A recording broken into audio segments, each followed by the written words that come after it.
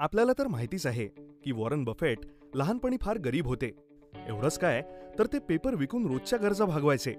पण आज ते एक बिलियनेअर म्हणून ओळखले जातात आणि यामुळेच आज आपण त्यांचा अभ्यास करतो आणि इन्व्हेस्टिंगला जास्त महत्त्व देतो.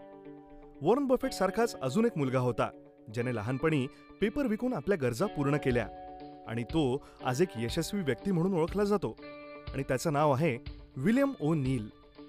हे पण इन्व्हेस्टिंगमुळे श्रीमंत झाले. जे काही नवीन करायचं आहे त्यासाठी त्यांची एक फिलॉसॉफी आहे. ती फिलॉसॉफी म्हणजे ज्या क्षेत्रात आपल्याला सर्वोत्तम काम करायचं आहे त्या क्षेत्रामध्ये असलेल्या सर्वात यशस्वी व्यक्तीला जाऊन भेटणं आणि तो जे काही वेगळं करत असेल ते करत राहणं. मित्रांनो, आम्ही याच फिलॉसॉफीचा यूज करून गिगल ॲप बनवला आहे. या ॲपमध्ये जगातल्या सर्वोत्तम लोकांचे सर्वोत्तम विचार आहेत. आपण नंतर याविषयी बोलणारच आहोत. विलियम ओ नील यांनी इन्व्हेस्टिंगसाठी ही फिलॉसॉफी बनवली होती. ही फिलॉसॉफी पूर्णपणे वेगळी आहे. ही आधी कोणीही वापरली नव्हती, ना कोणाला याबद्दल माहिती होतं. विलियम ओ नीलने त्यांच्याजवळ असलेल्या 2.5 लाख रुपयांना एका वर्षात 1 करोड बनवलं होतं. हो, तुम्ही अगदी बरोबर ऐकलंय. त्यांनी एका वर्षात 40 पटीने स्वतःचे पैसे वाढवले होते. जे लोक याच्याशी सहमत नसतील त्यांनी नक्कीच हा विचार केला असेल की जर फिक्स्ड डिपॉझिटद्वारे त्यांचे पैसे 40 पटीने वाढवायचे असतील तर त्याला जवळपास 60 वर्ष लागतील. म्हणजे आपण केलेल्या फिक्स्ड डिपॉझिटचे पैसे आपल्या नातवास मिळणार. मित्रांनो, विलियम ओ नीलच्या फिलॉसॉफीला जाणून घेण्यासाठी जर तुम्ही पण माझ्यासारखेच उत्सुक असाल आणि ते समजून घेण्यासाठी तुमची सुद्धा इच्छा झाली असेल तर हा व्हिडिओ पूर्ण बघा. या फिलॉसॉफीला कॅन स्लिम असं नाव दिलं गेलंय.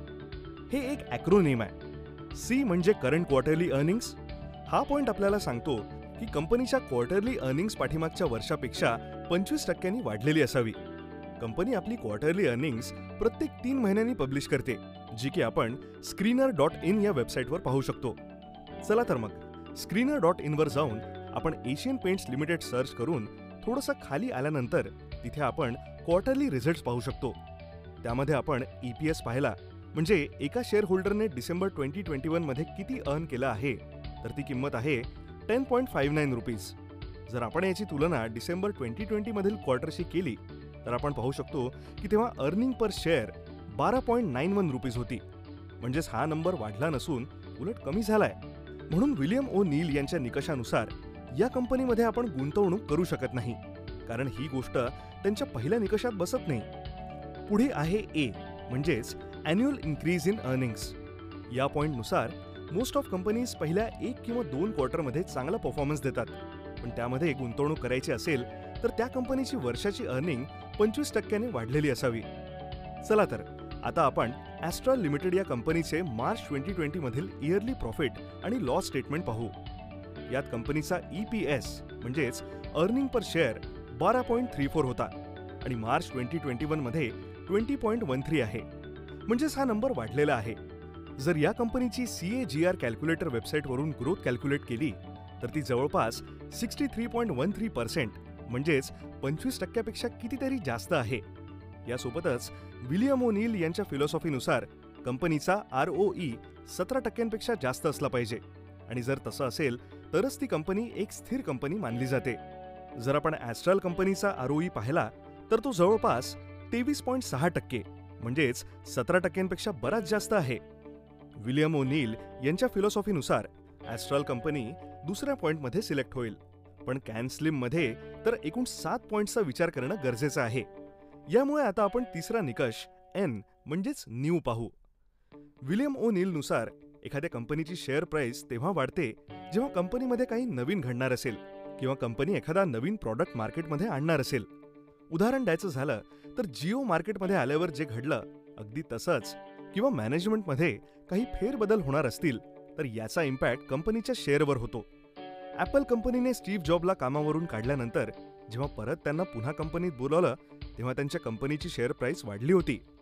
थोडक्यात कंपनीमध्ये काहीतरी नवीन घडलं पाहिजे किंवा एखादा नवीन प्रॉडक्ट लॉन्च होणार आहे का, हे आपण कंपनीच्या अर्निंग्स कॉलच्या माध्यमातून माहिती करून घेऊ शकतो आणि यात आपल्याला कंपनीची पुढील क्वार्टर स्ट्रॅटेजी काय असेल हे देखील पाहायला मिळतं. यानंतर आहे S, म्हणजेच सप्लाय अँड डिमांड. आपल्याला हे माहिती असलं पाहिजे की एखाद्या प्रॉडक्टची किंमत त्याच्या सप्लाय आणि डिमांडवर अवलंबून असते. जर या जगामध्ये शेवटचे 1 लाख आयफोन शिल्लक राहिले असतील आणि ते आयफोन जर जगातील 10 लाख लोकांना हवे असतील तर इथे आपल्याला आयफोनच्या किमतीत वाढ दिसून येईल. म्हणजेच किंमत ही सप्लाय आणि डिमांडवर अवलंबून असते. विलियम ओ'नील म्हणतात की जर एखाद्या कंपनीकडे 500 करोडचे शेअर आउटस्टँडिंग मध्ये असतील आणि दुसऱ्या एका कंपनीमध्ये जर फक्त 5 करोड शेअर आउटस्टँडिंग असतील तर या दुसऱ्या कंपनीची शेअर प्राइस जास्त असेल, कारण कमी आउटस्टँडिंग शेअरवाल्या कंपनीचे शेअर प्राइस जास्त असतात. त्यानंतर पुढचा निकष आहे एल, म्हणजेच लीडर्स ऑर लॅगर्ड्स.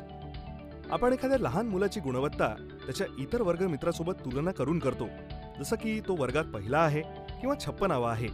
त्याप्रमाणेच लेखक कोणत्याही कंपनीला इंडस्ट्रियल सेक्टरमधील इतर कंपनीसोबत तुलना करून त्याला लीडर किंवा लॅगर्ड म्हणतात. याला विलियम आपल्याला अतिशय चांगल्या प्रकारे काही उदाहरणाद्वारे समजवण्याचा प्रयत्न करतात.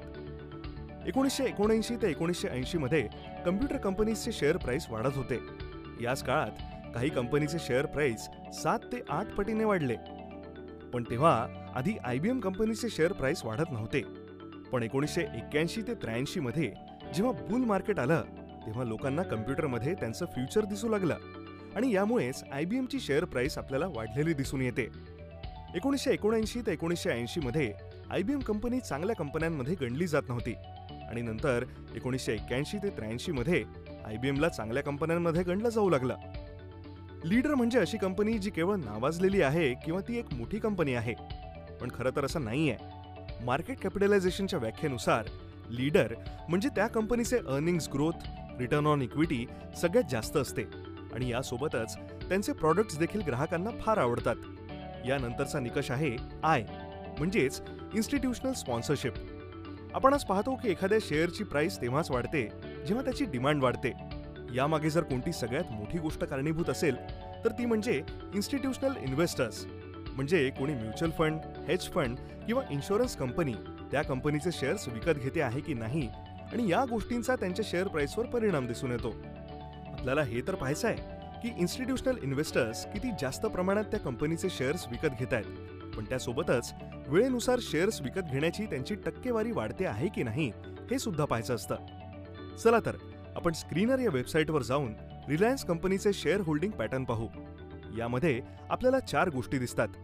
प्रमोटर्स म्हणजेच मालकाजवळ किती शेअर्स आहेत. FII फॉरेन इन्स्टिट्यूशनल इन्व्हेस्टर्स म्हणजे परदेशी म्युच्युअल फंड्स आणि हेज फंड्स जवळ किती टक्के शेअर्स आहेत. DII म्हणजेच डोमेस्टिक इन्स्टिट्यूशनल इन्व्हेस्टर्स म्हणजेच आपल्या भारतातील म्युच्युअल फंड्स आणि हेज फंड्स जवळ किती टक्के शेअर्स आहेत. आणि यानंतर गव्हर्नमेंट आणि सामान्य लोकांजवळ किती टक्के शेअर्स आहेत. रिलायन्स या कंपनीच्या बाबतीत प्रमोटर्सकडे असलेले शेअर्स वेळेनुसार वाढतायत, म्हणजेच कंपनीच्या मालकांना कंपनीवर पूर्ण विश्वास आहे की कंपनी भविष्यात काहीतरी चांगलं करू शकेल. त्यामुळे त्यांनी जास्तीत जास्त शेअर्स स्वतःकडे ठेवून घेतले आहेत. पण फॉरेन इन्स्टिट्यूशनल इन्व्हेस्टर्सकडे जे शेअर्स आहेत त्यात वेळेनुसार बदल दिसत नाहीयेत आणि डोमेस्टिक इन्स्टिट्यूशनमध्ये थोडासा वाढता बदल दिसतोय. इन शॉर्ट, या पर्टिक्युलर केसमध्ये डेटा तितकासा क्लिअर नाहीये आणि याचं एक रिझन हे पण आहे की ही कंपनी खूप जुनी आहे. पण आपण नवीन कंपनीजच्या केसमध्ये हे एक्सपेक्ट करू शकतो की असा डेटा क्लिअर असेल. पुढचा निकष आहे M, म्हणजेच मार्केट डिरेक्शन. विलियम म्हणतात की जर एखादी कंपनी पाठीमागील 6च्या 6 पॉइंट्समध्ये योग्य किंवा चांगली असेल, पण जर ती या 7व्या पॉइंटमध्ये योग्य नसेल, म्हणजेच जर आपल्याला मार्केटचा ओव्हरऑल मूड कसा आहे हेच माहीत नसेल, तर आपण आपले पैसे गमावण्याचे चान्सेस फार जास्त असतात. कोरोना व्हायरसच्या काळात जेव्हा मार्केट पूर्णपणे खराब स्थितीत होतं आणि सगळे लोक जेव्हा शेअर्स विकत होते, अशा परिस्थितीत जर आपले आधीचे 6 पॉइंट्स योग्य असले तर या 7व्या पॉइंटनुसार आपण फेलच झालो असतो. विलियम अजून एक महत्त्वाची गोष्ट सांगतात की ज्या लोकांनी मार्केटला वेळेनुसार हाताळलं नसेल तीच लोक तुम्ही कधीही मार्केटला वेळेनुसार हाताळू शकत नाही असं सांगतात. अशा लोकांचा किंवा व्यक्तींचा सल्ला तुम्ही ऐकू नका. आता ही गोष्ट सगळे व्हॅल्यू इन्व्हेस्टर्स मान्य करतील असं नाहीये, पण ट्रेडर्स याला नक्की मान्य करतील. एनिवे, आपण मार्केटचा ओव्हरऑल ट्रेंड अपवर्ड आहे की डाऊनवर्ड हे आपण निफ्टीच्या ओव्हरऑल परफॉर्मन्सला रिलेट करून पाहू शकतो. यातून आपल्याला समजतं की सध्या मार्केट बुलिश आहे की बेअरिश. तर या 7 निकषांमध्ये बेसिकली विलियमने फंडामेंटल आणि टेक्निकल अनालिसिसला कंबाईन केलं आहे, म्हणजेच ॲक्च्युअलमध्ये कंपनी चांगलं परफॉर्म करते आहे की नाही आणि यासोबतच आपण लोकांच्या भावनांचा फायदा घेऊ शकतो की नाही. तर हे 7 क्रायटेरिया म्हणजे एक ॲक्रोनिम आहे ज्याला कॅन स्लिम फॉर्म्युला असं म्हटलं गेलं आहे. यात आहे C, म्हणजेच करंट क्वार्टरली अर्निंग्स. यात आपण पाहतो की कंपनीची क्वार्टर अर्निंग्स पाठीमागच्या वर्षापेक्षा 25% वाढली आहे की नाही. मग येतं ए म्हणजेच अॅन्युअल अर्निंग्स. मागच्या वर्षापेक्षा चालू वर्षाचा EPS 25% जास्त वाढलेला असावा आणि ROE म्हणजेच रिटर्न ऑन इक्विटी सुद्धा 17% जास्त असावा. एन म्हणजेच न्यू. जर कंपनीमध्ये काही नवीन घडत असेल, मॅनेजमेंटमध्ये कोणी नवीन येत असेल किंवा कंपनी आपला एखादा नवीन प्रॉडक्ट बाजारात आणत असेल तर या गोष्टी आपण पाहायला हव्यात, कारण यातूनच आपल्याला शेअरची प्राइस वाढू शकते की नाही हे समजतं. एस म्हणजे सप्लाय अँड डिमांड. म्हणजेच ज्या कंपनीचे आउटस्टँडिंग शेअर कमी असतील त्या कंपनीची शेअर प्राइस वाढण्याची शक्यता जास्त असते. एलचा अर्थ होतो लॅगर्ड किंवा लीडर्स. म्हणजे आपण ज्या कंपनीमध्ये इन्व्हेस्ट करणार आहोत ती कंपनी इंडस्ट्रीमध्ये लीडर आहे की लॅगर्ड हे आपण पाहिलं पाहिजे. जर ती कंपनी टॉप 3 पोझिशनमध्ये असेल तर कंपनीची शेअर प्राइस वाढण्याची शक्यता जास्त असते. आय म्हणजे इन्स्टिट्यूशनल इन्व्हेस्टर्स. म्हणजेच म्युच्युअल फंड आणि हेज फंड्स जर एखाद्या कंपनीचे शेअर्स विकत घेत असतील तर त्या कंपनीची शेअर प्राइस वाढण्याची शक्यता जास्त आहे. अगेन इथे सप्लाय अँड डिमांड प्रिन्सिपल येतो. एम म्हणजे मार्केट ट्रेंड.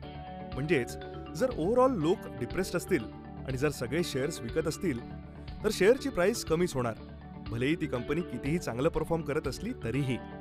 म्हणून इन्व्हेस्ट करण्याचा सगळ्यात बेस्ट टाइम तोच आहे जेव्हा मार्केट बुलिश असेल, म्हणजेच वाढत असेल.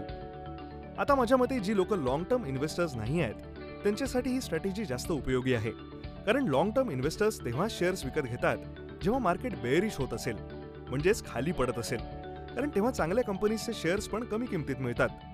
मित्रांनो, इन्व्हेस्टमेंटसाठी मी तुम्हाला 2 पुस्तकं रिकमेंड करेन. पहिलं म्हणजे little book on common sense investing आणि one upon the Wall Street. हे दोन्ही पुस्तकं तुम्हाला गिगल ॲपवर मिळू शकतात. या ॲपवर 1000 पेक्षा जास्त बुक समरीज उपलब्ध आहेत. गिगलच्या व्हिडिओ ॲपमध्ये तर डिजिटल मार्केटिंग कॉपीरायटिंगवर एक बेस्ट कोर्स सुद्धा उपलब्ध आहे. जर हा कोर्स तुम्हाला करायचा असेल तर आम्ही या 2 ॲपची लिंक डिस्क्रिप्शन आणि फर्स्ट कमेंटमध्ये दिली आहे. तुम्ही तिथून हे ॲप डाउनलोड करू शकता. एनिवे, जर असे नॉलेजेबल व्हिडिओज तुम्हाला मिस करायचे नसतील तर चॅनलला सबस्क्राईब केल्यानंतर बेल बटन दाबायला विसरू नका.